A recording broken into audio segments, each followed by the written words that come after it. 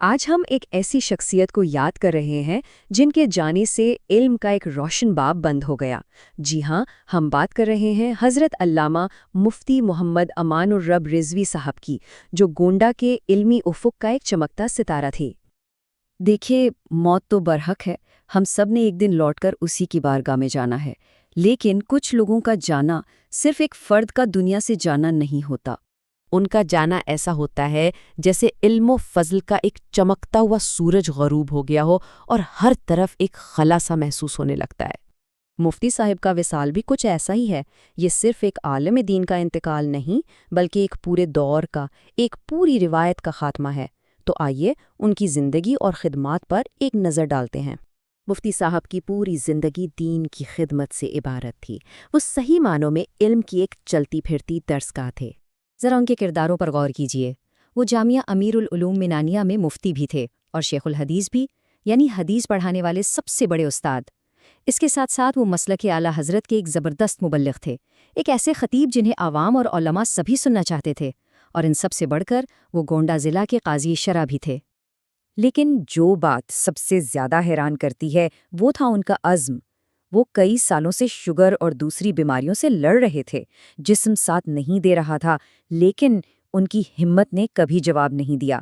آخری سانس تک، جی ہاں، آخری سانس تک وہ پڑھاتے رہے، فتوے دیتے رہے۔ مفتی صاحب صرف ایک عالم نہیں تھے، وہ حق کی ایک بے باک آواز تھیں۔ ان کی سب سے بڑی پہچان یہ تھی کہ وہ حق بات کہنے سے کبھی نہیں ڈرتے تھے۔ کوئی مصلحت، کوئی خوف انہیں سچ بولنے سے نہیں روک سکتا تھا، اور جب وہ بولتے تھے تو کیا خوب بولتے تھے۔ ان کی تقریر میں ایسی روانی اور علم کی ایسی گہرائی ہوتی تھی کہ سننے والوں کے دل و دماغ پر چھا جاتے تھے۔ کسی عالم کے قد کا اندازہ اس بات سے ہوتا ہے کہ اس دور کے بڑے علماء ان پر کتنا اعتماد کرتے ہیں، اور اس معاملے میں مفتی صاحب کا مقام بہت بلند تھا۔ اچھا، یہاں یہ سمجھنا ضروری ہے کہ قاضی شرع کا عہدہ ہوتا کیا ہے۔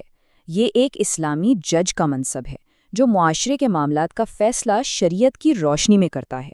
یہ عہدہ صرف اسی کو ملتا ہے جو علم، تقوی اور امانت داری میں بے مثال ہو۔ اور یہ کوئی معمولی بات نہیں کہ انہیں اس عہدے کے لیے کس نے چنا تھا۔ خود مرکز اہل سنت بریلی شریف سے اپنے وقت کے عظیم محدث کبیر علامہ مفتی ضیاء المصطفیٰ صاحب نے انہیں گونڈہ کا قاضی مقرر کیا۔ یہ ان کی قابلیت پر سب سے بڑی مہر تھی۔ اور بات صرف یہیں ختم نہیں ہوتی۔ وہ ہندوستان کے چیف اسلامک جج یعنی قاضی القضات فی الہند حضرت علامہ مفتی اسقد رضا خان قادری صاحب کے بھی سب سے قریبی اور بھروسے مند ساتھیوں میں سے ایک تھے۔ تو اب سوال یہ اٹھتا ہے کہ بہار سے تعلق رکھنے والے مفتی صاحب گونڈہ کیسے پہنچے، اور یہ شہر کس طرح ان کی پہچان بن گیا؟ دیکھیے، ان کا سفر شروع ہوا بہار کے مظفر پور سے۔ علم کی پیاس انہیں الہ آباد کے دارالعلوم غریب نواز لے گئی، اور پھر دین کی خدمت کا جذبہ انہیں گونڈہ لے آیا، جو ان کا آخری ٹھکانہ بنا۔ اصل میں جب وہ جامعہ امیر العلوم منانیہ آئے تو یہاں کے لوگوں نے، خاص طور پر جامعہ کے بانیان نے، انہیں اتنی محبت اور اتنا اعتبار دیا کہ وہ پھر یہیں کے ہو کر رہ گئے، یہاں تک کہ پورے ملک میں ان کی پہچان ہی گونڈہ والے مفتی صاحب بن گئے۔ اور اب ہم اس ذکر خیر کے آخری حصے کی طرف آتے ہیں، ان کی آخری الوداع کا لمحہ اور وہ دعائیں جو ہر دل سے ان کے لیے نکل رہی ہیں۔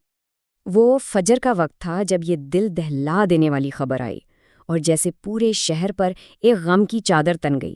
ہر آنکھ رو رہی تھی، ہر دل اداس تھا۔ تو ایسے میں ہم سب مل کر یہی دعا کرتے ہیں کہ اللہ تعالیٰ ان کی مغفرت فرمائے، ان کی لغزشوں کو معاف فرمائے، انہیں جنت الفردوس میں سب سے اونچا مقام دے، اور ان کے گھر والوں کو، ان کے چاہنے والوں کو صبر جمیل عطا فرمائے۔ آمین ثم آمین یا رب العالمین۔ لیکن آخر میں ایک بہت بڑا سوال ذہن میں رہ جاتا ہے کہ جب علم کا ایک سورج ڈوب جاتا ہے تو اس سے جو خلا پیدا ہوتا ہے وہ بھلا کیسے پر ہوتا ہے؟